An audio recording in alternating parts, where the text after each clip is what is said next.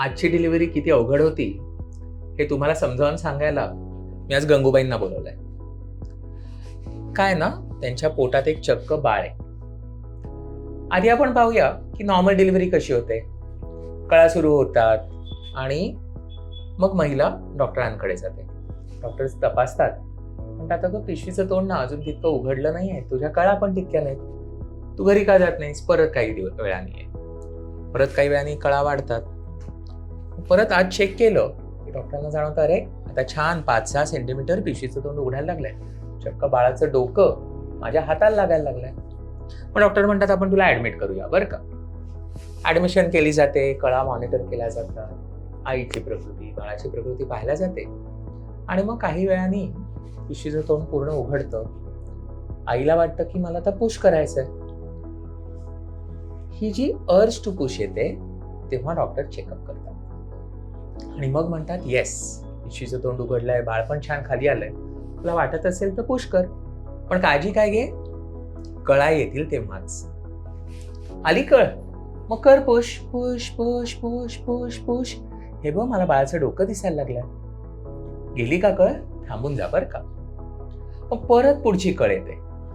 मग अशा पद्धतीने डॉक्टर आणि मेडिकल स्टाफ आईला आणि बाळाला एनकरेज करतो आणि बाळाचं डोकं बाहेर येतं. एकदा डोकं बाहेर आलं की मग डॉक्टर मदत करतात आणि बाळाला बाहेर घेतात. हे बघा, बाळाच्या मानेभोवती नाळ पण आहे, त्याने काही फार फरक पडत नाही बरं का. आपल्याला तरी देखील चक्क नॉर्मल डिलिव्हरी करता येते.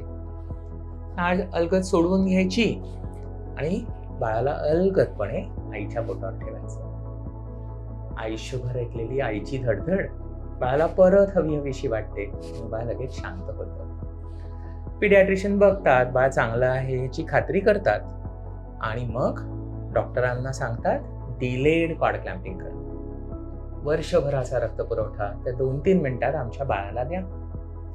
आणि मग एकदा नाळेची धडधड थांबली की आपण नाळ सोडवतो, प्लेसेंटा बाहेर काढतो आणि चेक करतो की आत कुठे प्लेसेंटाचा तुकडा राहिला तर नाहीये ना, आणि म्हणतो डिलिव्हरी झाली, चला ताबडतोब ब्रेस्ट फिडिंगला घेऊन जाऊया.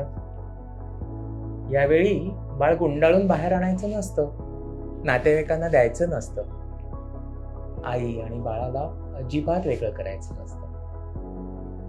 हे जे इंटिमेट क्षण आहेत त्यात बाळ त्याचं पहिलं स्तनपान शिकतं. त्याच्यात अजिबात बाधा आणायची नसते.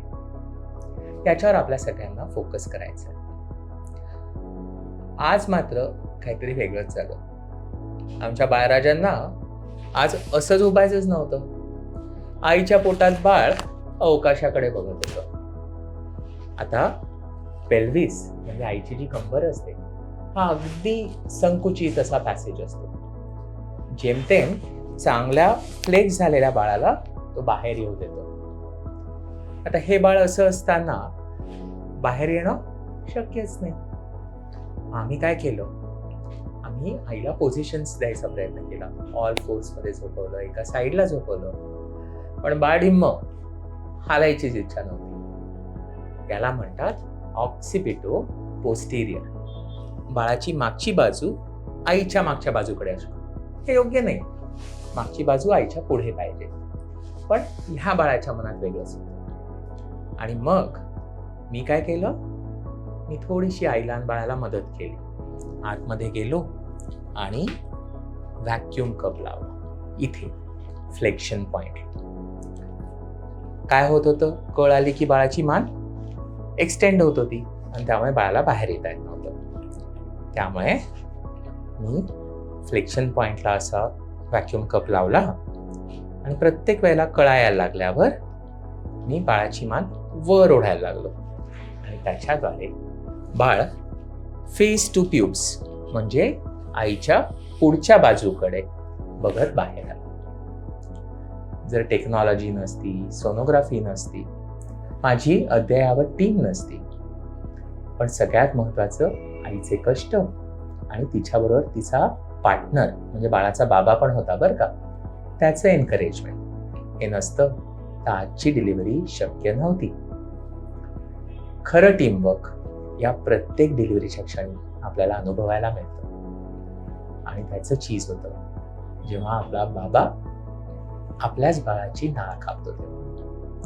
So let us prepare ourselves for this rigorous, beautiful journey. Happy pregnancy, happy birthday.